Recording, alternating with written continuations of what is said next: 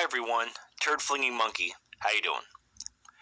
As I began to plan the script for the last video of my 3 Kinds of Feminist series, I realized that I would have to lay a lot of groundwork, and that video would deviate too far from the main subject. So I decided to make a separate video in order to lay that groundwork, and that's what this video is. For those of you who are MGTOW, or men going their own way, most of this will sound familiar, but I hope to be able to present some information in a fresh way, or at least expand on some concepts in a way that you may find helpful. Let's begin by stating a few foundational truths that will build on one another. First, we, human beings, are animals. We are mammals. And whether you're someone that believes in a God that created man and the animals, or someone that believes that we evolved from a succession of animals that became more complex over time, there is no dispute that we share many similarities with other animals. By examining the primitive habits and behaviors of animals, we can gain valuable insight into similar human habits and behaviors. Second, our brains, which are the primary thing that separates us from lesser animals, is wired in a way that allows our rational minds to be superseded by our more primitive instincts. There are 3 layers to the brain, each one built on top of the other, each one being more advanced than the other, and each one being less influential upon our decisions and behavior than the other. The smallest and most primitive part of the brain is called the lizard brain, because it is still present in lizards today.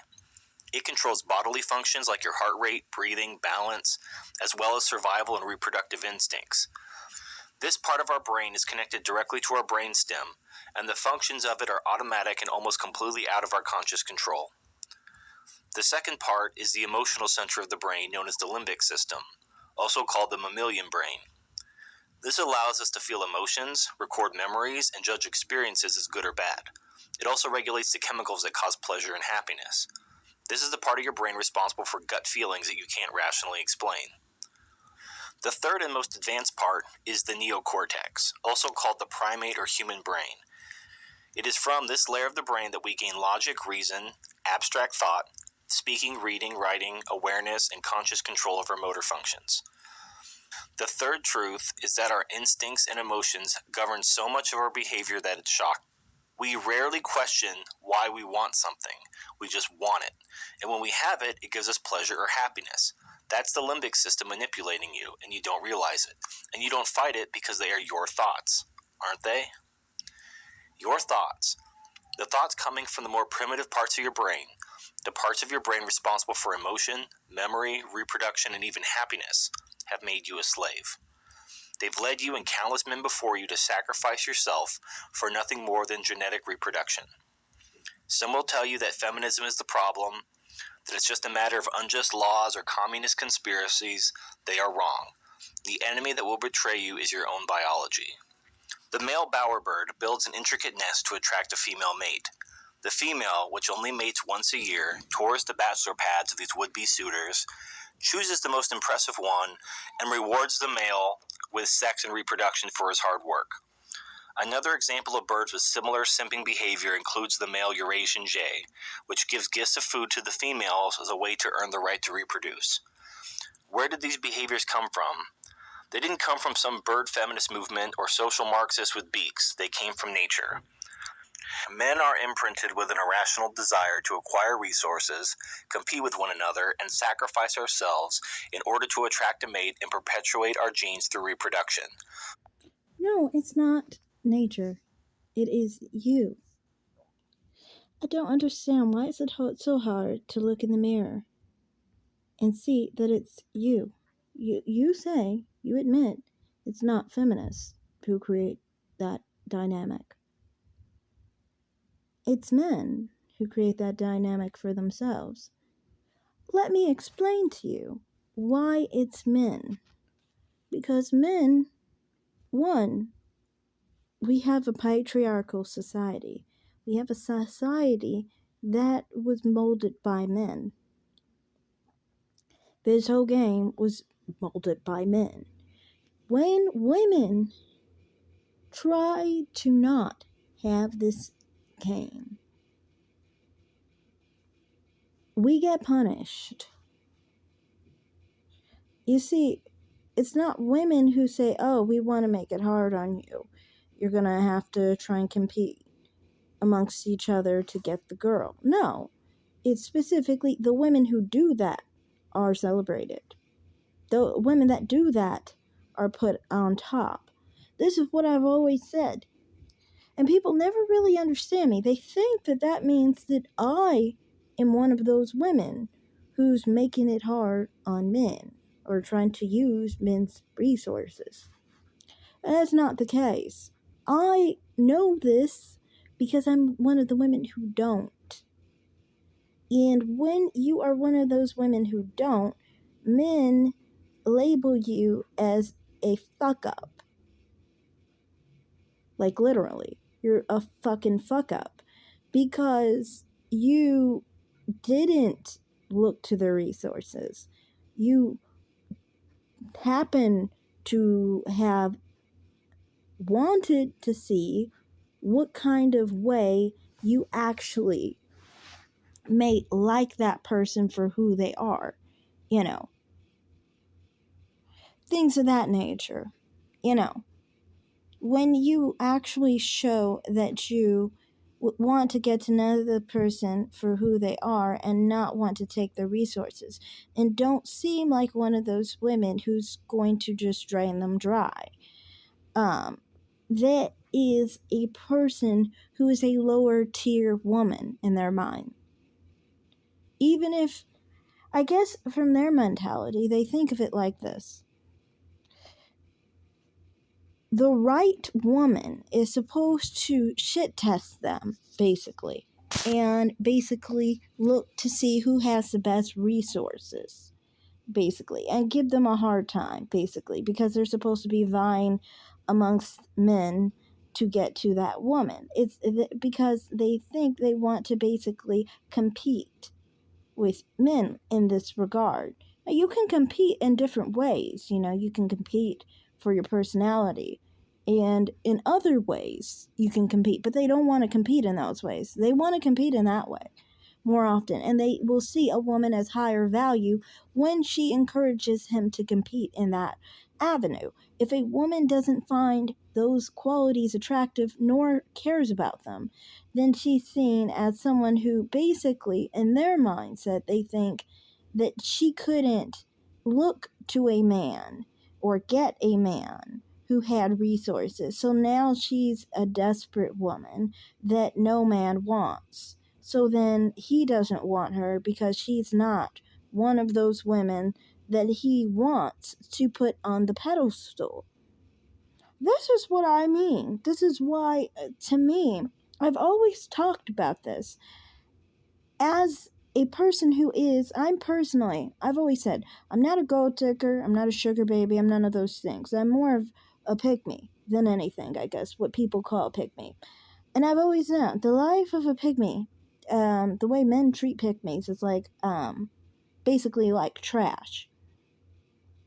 And, you know, you get tired of that at some point and you don't want to be treated like trash, you know.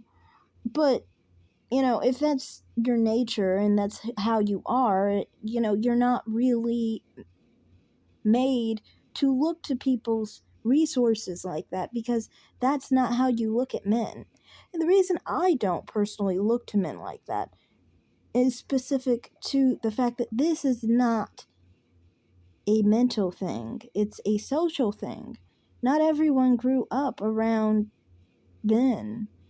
And you know, the main reason you think that women look to men to provide and to protect is because that's in their family. That's what they were taught men do. And so that's why they veer towards it. People have different reasons for their practice heterosexuality. Some people may not even really actually be heterosexual, they just like that type of social structure. So they say they are heterosexual, but they may not even be heterosexual. And then other people naturally have the instinct for heterosexuality. And in those situations, that entails more about the interest in the person than actually what they have. You know, and I hate talking about this because, you know, many of the women will come to my channel and shame me for having this kind of view towards men, you know. And then, like I said, men will shame you for this type of view towards them as well. Because it's almost like these people do not expect you to like them for them.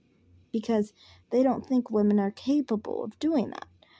And it's like, I think you mean she isn't capable of loving you the way you want her to. Because she is the type that you value. Because you value gold digging women. It's just your perspective. You don't value pygmies, or what people call pygmies, basically. You value the woman who is hypergamous. It is what it is. Our lizard brain tells us we need to reproduce. Our limbic system says happiness when we fulfill this imperative. But that is not rational choice, but rather primitive biological impulse. These impulses helped our species to multiply and thrive, but not without a cost, especially to men, because we are not as valuable as women for the continuation of the species.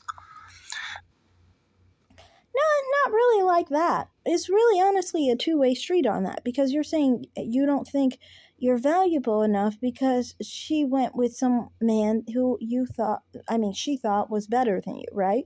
Well, you're saying you're only looking to the woman who you think is better than all the other women. So this actually goes both ways. It is. It's mutual here. You both are shooting for things that are rejecting you. Well, you are shooting for something that I guess that you feel rejected you. And then she, I guess, went with a guy who was going after her, so that kind of worked out on that end. I guess from your view, you're thinking, well, you are a part of the triangle just because you pursued. The thing is, the woman that you didn't want to value that way because she wasn't gold digging, basically, is put into the same category as what you're saying, basically, right? Because in this equation, it's a man who is better, who you think is better. I mean, she thinks is better than you, and kind of you too, but anyway, and a woman who you think is top tier. So then all the others kind of fall from that. That's just what I was just pointing out there. Imagine if 90% of the men were killed tomorrow. The remaining 10% of surviving men would be able to easily and gloriously reproduce with the women, well, at least the attractive ones, to keep the species going. However, if 90% of women were killed tomorrow, that would be very bad for the human race. No, you just see things through your own lens here. You're saying that it would be bad for you. Yes, it would be bad for you because now you have slim pickings. But for a woman, it would be slim pickings, obviously, if 10% of the men were alive and 90% were dead, because there would be many women who would miss out, right? So you can't really say, oh, only attractive women, only women who are gold digging women are women. What are you saying? You're saying the other women aren't women? They're women too. You're just ignoring them. Just like you're saying that woman who is top tier ignored you. There would be a desperate war fought to determine which men were allowed to reproduce with the remaining women, and even if humanity endured, the world would be devastated beyond repair. This is why women are allowed to leave sinking ships and burning buildings first. It's not just an old-timey tradition harkening back to chivalry, it's a biological imperative to protect women, especially attractive ones. An attractive woman triggers a biological response in our lizard brain. We want to protect her. We want to impress her because we want to mate with her, even subconsciously.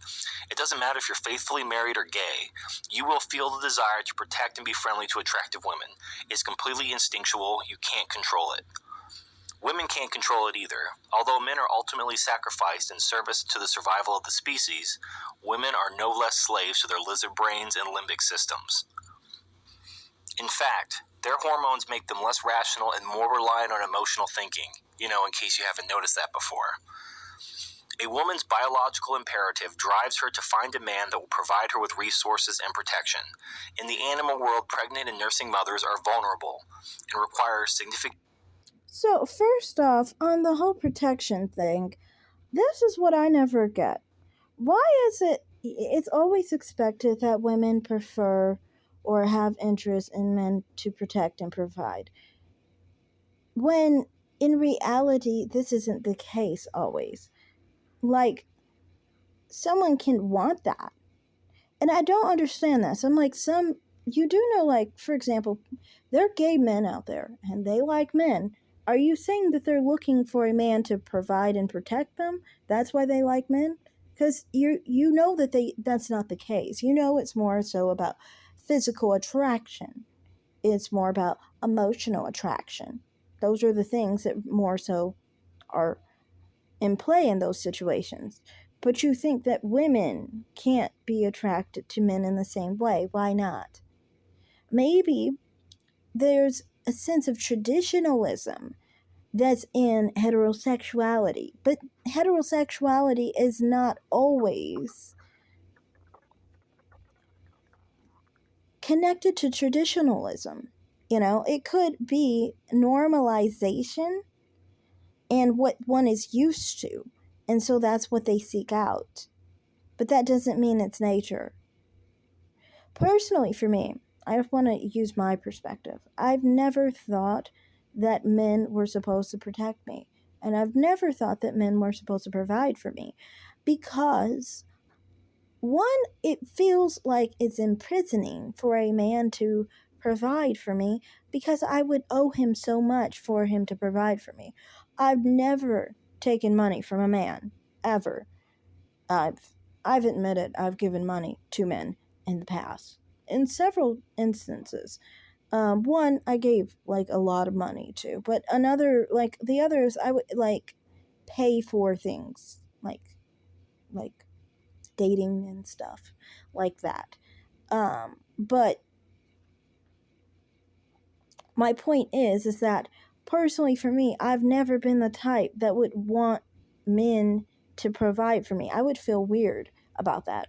Because if a man provides for me, I feel like I'd owe him, and I don't want to be a slave to him. I don't want to be a prisoner to him.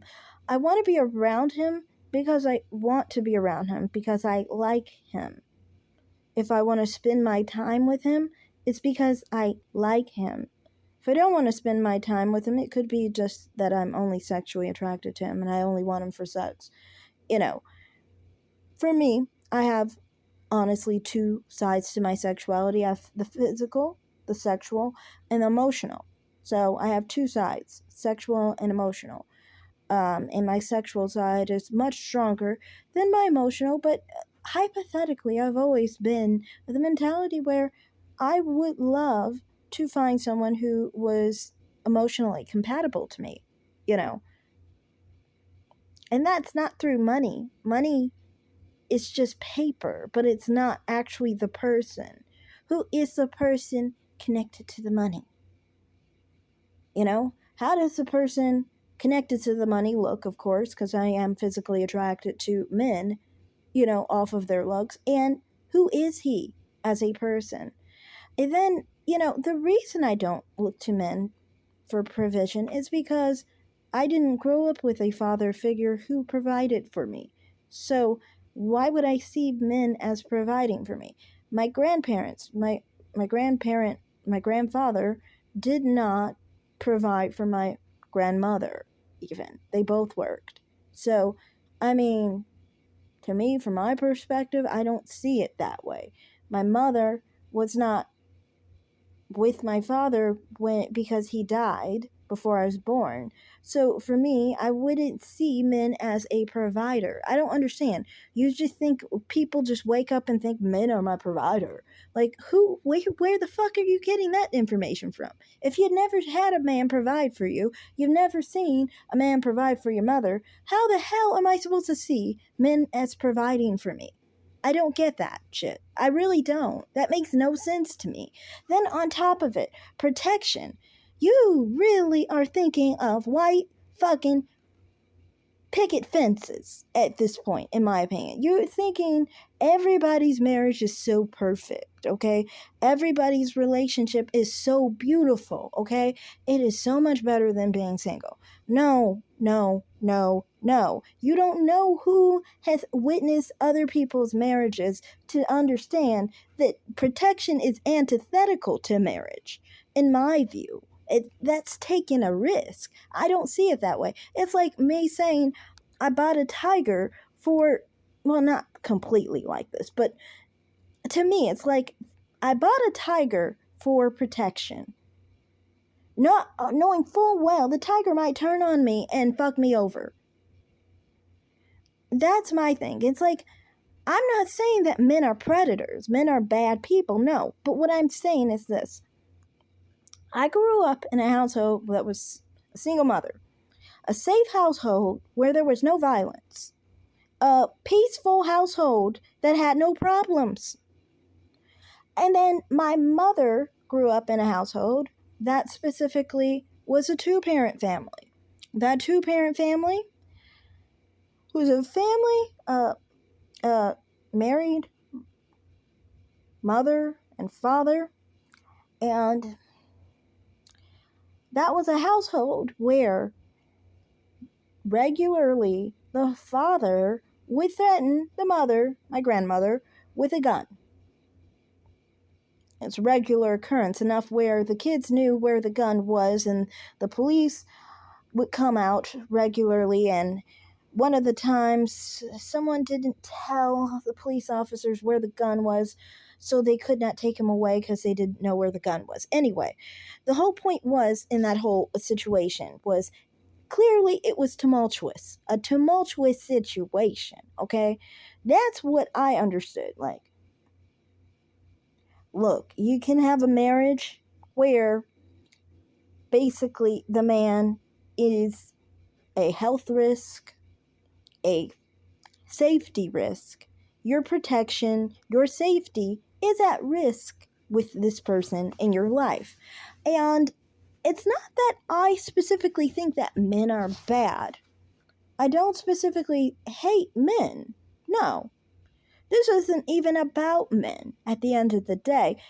The part where men are stronger than women and men can beat you, kill you, torture you, take you out of this earth at any time they want to, whenever they want to, just off of their bare hands, because they're stronger. That part is about it. But the other part is this. To me, it's about dysfunction. You don't make shit fit that doesn't fit, okay? You do not make a puzzle fit that doesn't fit. When you do that, you end up with a guy putting a gun in your face because you made the wrong choice to marry a man that was not the right fit. So to me, I do not think of men as far as protection. What I think is this. You're making a risk to your, I guess, you could say, you're making a risk to your safety, to your health, to your protection. And you're actually bringing a wall down, not up, like as a protection barrier, especially when that protection barrier can turn on you. But what, to me, makes it worth it is basically being able to love someone and grow with somebody and find your other half to, one, make sure that that doesn't happen, because it's not a dysfunctional relationship. It's not a dysfunctional marriage. It is a peaceful marriage. It is a peaceful family. It's a peaceful household.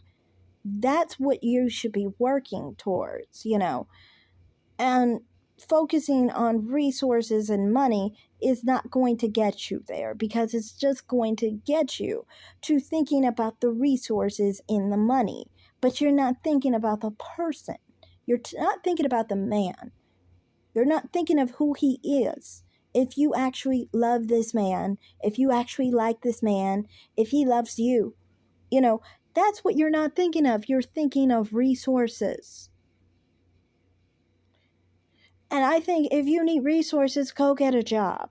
But don't go trying to basically, try and have a situation where you're trying to make a relationship fit that doesn't fit. Don't go after dysfunction, because dysfunction can literally kill you. Now, I don't think of this, like I said, in a man's sense. There are plenty of men who get killed by their wives. Just watch Forensic Files. There are plenty of men who get killed by their wives. There are plenty of men who kill their wives. Forensic Files has been running, and they were always running mainly because of spouses killing each other, because it would be regular that it's a spouse killing another. Because people love to follow relationships that are dysfunctional and make relationships work that aren't supposed to work. You need to follow those red flags and run away from the red flag as quickly as you see them. That's what you need to be doing. You don't need to be trying to get into relationships and, marriage with a person that is dysfunctional. That's how I feel about this. I don't personally, have anything against marriage, but I don't personally think that it's something that you look for protection. That's the last thing I'm thinking. If I think of protection, I actually think of it in the reverse. And it's not just that. Like, if you look at my own childhood, it kind of makes sense why I wouldn't look to men for protection. Because if I look to men for protection, this makes no sense in the world. My father died before I was born. My father was murdered before I was born. My mother never was murdered so far. She stayed safe throughout her life so far. She's my living parent, and she's fine. Throughout my childhood, I didn't have any danger. So who did the protecting for me? It was obviously my mother. Think of it this way. I know I wasn't born, but to think if I was with my father or if I was with my mother at the time, where would I have more protection? I would have more protection with my mother. I'm just saying. Just thinking hypothetically on those issues. Obviously, from my perspective, I'm never going to see men as a form of protection in any regard, and it's not like I dislike men. It's just like I'm not looking for that. What I look for in a man is, emotionally being able to bond with him. Okay? Like things of that nature. Being healthy for a relationship, being, a person that I can basically become one with, someone I have more commonality with, things like that. Those are things that I look for in a man. I do not look for protection or provision. Provision, like I said, I feel like I would owe him. I mean, I've felt like I owed men who paid for dinner. Like it wasn't even an expensive dinner. It was a sushi dinner. And I found a way to pay him back, and not through sex, because that's not payment back, in my opinion. But that's just my thing. I don't like people paying for my stuff. I just don't. I do not like them paying for my stuff, because now I feel like I owe them a lot, and how am I going to make it up to them? So that's what I mean. You need to really think. Some people are like that, and some people can be in a servile situation like that and are comfortable with that because they're in a servile situation. That's where they're comfortable, and they're comfortable having a gold digger situation, or a sugar baby situation, whatever. But I could never take that position with a man. I am not his inferior. I am his equal. And I'm going to prove that by my being accountable for myself, financially. I can't have him caring for me like a baby, That's just my perspective. And that mentality is what has bit me in the butt like none other, because men will all often have an issue with that, because I'm not the type that's going to basically try to use a man like that. And a lot of men will think that for a woman to be receptive to him, he needs to pay her in some regard, you know. Anyway, continue. Significantly more energy and food that they normally would, especially if they give birth to multiple offspring. If resources are abundant, they'll seek out the male with the strongest genes, the alpha male, and likely join a harem of females that will all be impregnated by the same male like an animal version of sister wives. I'm linking to a Davis Arini video called RK Selection Theory. Yeah, that's some women. Some women are kind of weak-minded, and they will basically have an interest in the same kind of man as a lot of other women. Some women are influenced by other women easily, but that doesn't mean every woman is. I personally am not one to socially glom on to other females like that. It's like socially, women don't really treat me like a woman. It's different. It's kind of weird. But they don't. I'm kind of like more like one of the boys than anything. I get along with men a lot more than women, so I don't know. That's just something I want to point out. Anyway, go ahead. In practice. If you want more information regarding how biological urges and environment shape female preferences and even drive feminism as a whole, the link is in the description. The fact is that males and females have different biological drives. Men are attracted to health and fertility, while women are attracted to resources and social status.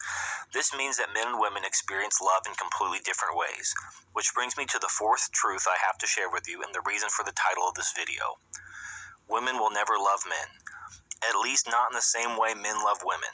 Notice that men are attracted to fertility primarily via visual cues, like youth and beauty, which are signs of good health and good genes. The common theme is that men are wired to be attracted to the woman herself. When a man loves a woman, he loves her directly, but that's not the case with women. No, I think what's going on there is men don't like when women are sexually attracted to them for their physical attributes, because they feel objectified. And so it angers them. So what they do is they don't appreciate women like that. Like I said earlier, you appreciate women who are gold digging on you because you value those women. You don't appreciate the women who, are sexually attracted to you in that regard, because you feel they're objectifying you, but you want to kind of like hide it, because then that seems a bit feminine, honestly. So then it bothers you, and you try to shirk away from that and try and talk about other women who don't find you sexually attractive but are just going to use you. Like I said, women who show these type of interests in men get put down. That doesn't mean we don't exist, but yes, they're going to be put down.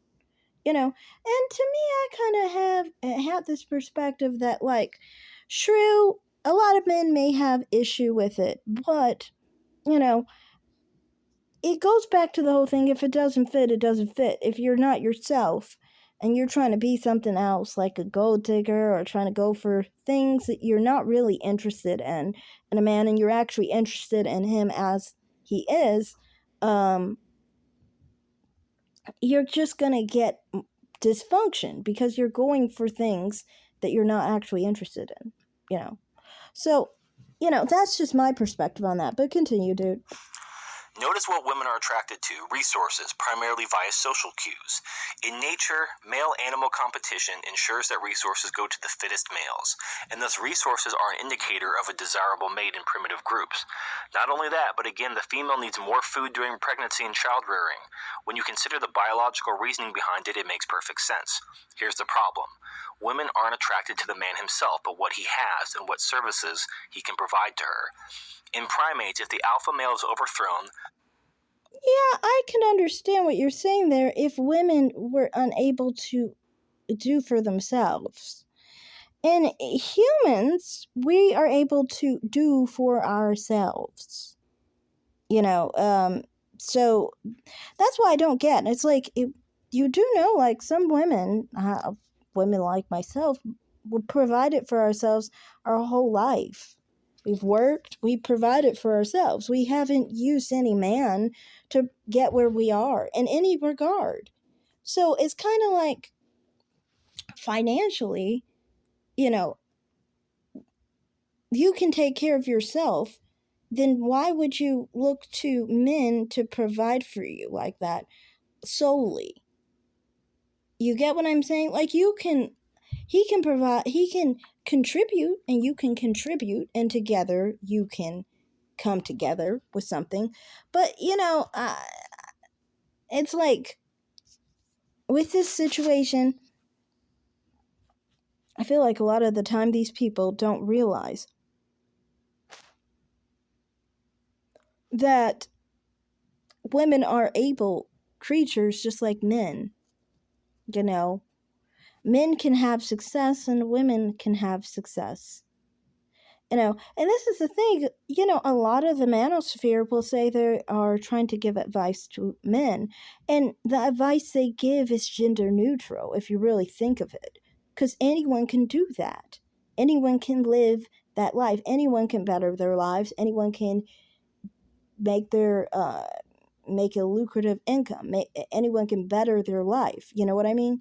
That's not specific to a gender, you know.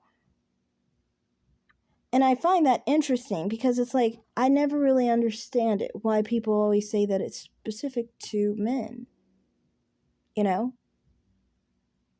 Like, I guess the object of interest is women in their case.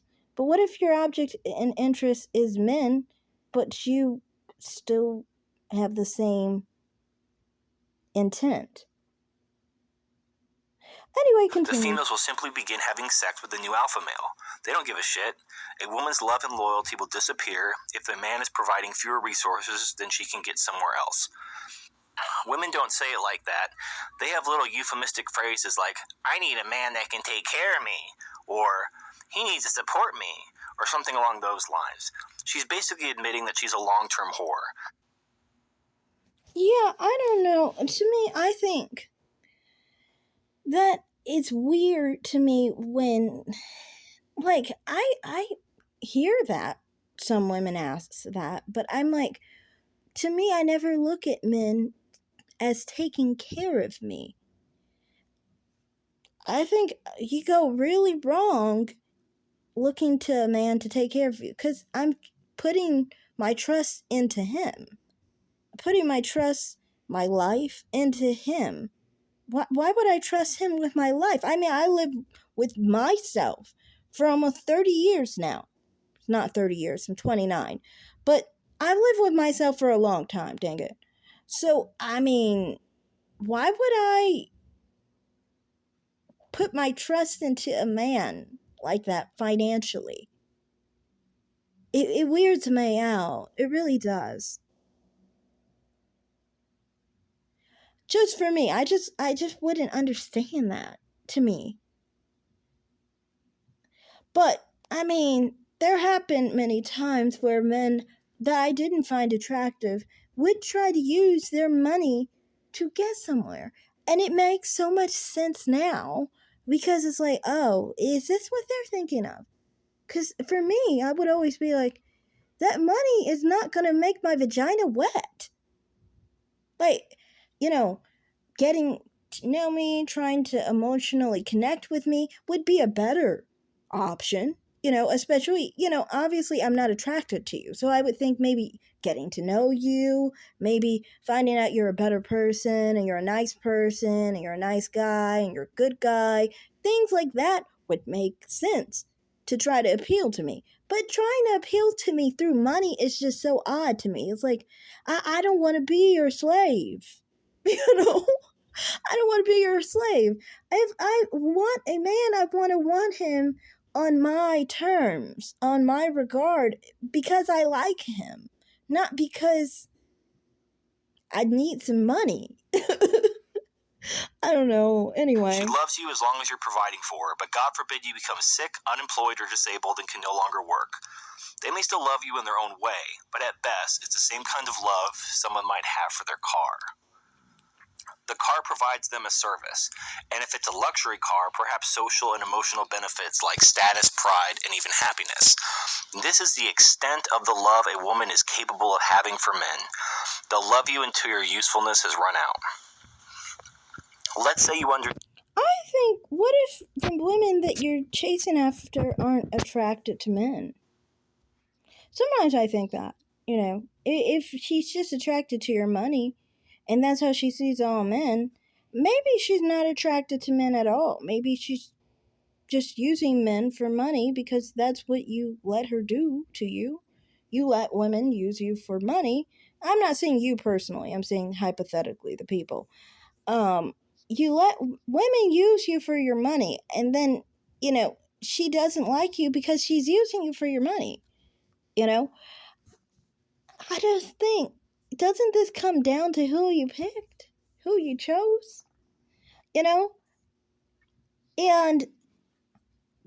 if you think that the only ones that are high value are the ones choosing to use you, then you're basically saying that the only thing someone can like you or love you or be interested in you for is money. But that doesn't mean that women are not interested in you other than your money. It means that the women who are interested in you for your money, you reject because they're not top tier women. Understand all this, but you really want to have children. Well, all I can say is to go into it with your eyes wide open and think of it like a business relationship, because women understand marriage and family as a business relationship. Understand what you're getting into and what you're trading for it. Ask yourself if this is a rational and logical decision, or if you're being controlled by your more primitive instincts and impulses. I'm linking to a video from Sandman called Emotional Baggage MGTOW. In this video, Sandman talks a bit about his father, who had 2 serious relationships, including being married before meeting his mother. After his first marriage fell apart because the woman didn't want kids, he met and married Sandman's mother in order to use her, his words not mine, to have kids. Sandman knows that his father hardly smiles in pictures, is incapable of loving his mother like he did the women before, and this allows him to easily stand his ground with her and not be manipulated. You might think that their relationship is highly dysfunctional, but according to Sandman, they're still together after 40 years. Link in the description.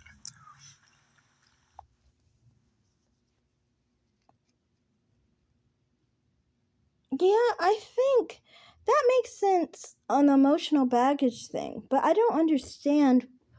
My thing is, with men who are like that, just from my personal experience, when men have emotional baggage, I don't go with those men because, to me, it's like, well, why would I go with something dysfunctional? I already said this before. You go with something dysfunctional, you end up with a gun in your face. Like, I'm not interested in doing all that. Because, like, if things don't work out, if things don't fit, then there's going to be dysfunction. There's going to be problems. Some people don't handle problems properly. And if they don't handle problems properly, how can you how can you control the situation as a woman? You have no control with men. There is no control. Physically, you can't control a man. So you're in a powerless situation. This is why you're in a vulnerable situation with men. Like you're talking about, being secure, but if a man is not in an emotional state to actually like you or have interest in you properly and to build a functional relationship properly, then what you end up with is violence sometimes. No, not always. Like I said, you're saying they're married 40 years. I don't know what happened in that relationship though, because I know my mother's parents specifically had violence and discourse in that whole situation for years, and they were married like for 40 years too. So who wants to sign up for 40 years of hell? 40 years of sleeping with a knife under your pillow? 40 years of a guy putting a gun in your face, not knowing if you're gonna live, people saying they're gonna tear your heart out. I mean, like, come on now. Who the heck wants to live that way for 40 years?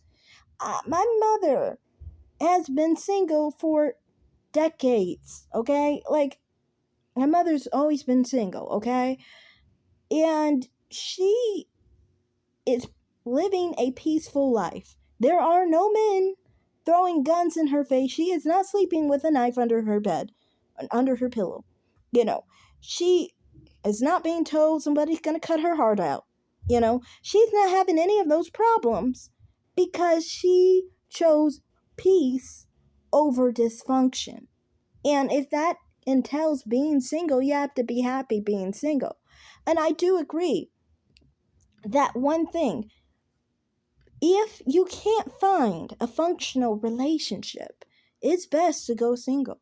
And that's why I agree with men going their own way. Because if you find that you can't find a functional relationship and you can't find anyone who you genuinely love, and you feel like the top gold diggers or whatever don't love you, and you feel that that's not going to be fulfilling, and the women that you would go with that are not, those women that rejected you, basically, you're basically going to end up in a situation where you're best off being single because you're not happy in those relationships.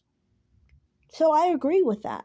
And that's why, for me, I've always supported men going their own way. But I do have certain things where it's like, well, personally, for me, as a woman, I'm just not one of those women you're talking about, kind of thing. But I do notice that a lot of the time people of this mentality do have a lot of negative connotations against women who aren't like that, So, yeah, anyway, I'm not saying specifically this guy. I don't know how he's treated women, and I don't frankly care, but I'm just saying what he's talking about. Anyway. Now, I don't know Sandman's father, but it seems he had the right idea when it comes to relationships.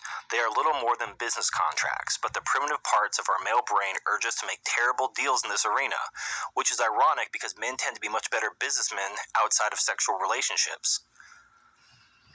Men are willing to put everything on the line in order to have sexual access to an attractive young female. But if you rationally evaluate this, the reward is minute in relation to the cost, but it doesn't matter. The lizard brain has taken over.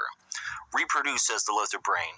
It will make you happy, says the limbic system. Meanwhile, half of marriages end in divorce, and men are often destroyed and commit suicide. I'm linking to a video from CyberSaint called Men's Suicidal Life, link in the description. Men, it's time to stop thinking with your dick and to stop being a slave to your primitive reproductive urges and personally evolve. If you understand and agree with everything I've said, it's still incredibly hard to overcome your primitive instincts. In the book and movie adaptation of Frank Herbert's Dune, Paul Atreides meets the Gom Jabbar to have his humanity tested. He is forced to put his hand in a box appropriately called the pain box that causes him to experience the pain of his skin blistering and burning off of his bones. If he pulls his hand out of the box as per his instincts, he will be killed by a poison needle held to his neck. In order to prove his humanity, he must resist his instincts and endure the pain. After he passes the test, he removes his hand, and there is no physical damage. It was all in his mind. Resisting and ultimately transcending your biological urges requires extreme discipline. While someone on a diet may resist the urge to overeat, the reproductive urge is stronger than that of survival. Animals, including humans, will literally kill themselves to reproduce. It's that strong. Thankfully, there are ways you can make this easier on yourself by satiating your urges in other ways. Women offer men essentially three things: sex, companionship, and children. If you want these things but want to limit your risks, here are some tips. Sex is easy to find, but although casual sex is far less risky than marriage, it's not risk-free. You can still catch a disease or get a girl pregnant. It is safer if you simply turn to porn and get the poison out yourself. Now, anyone will tell you that porn doesn't feel the same, but technology is changing.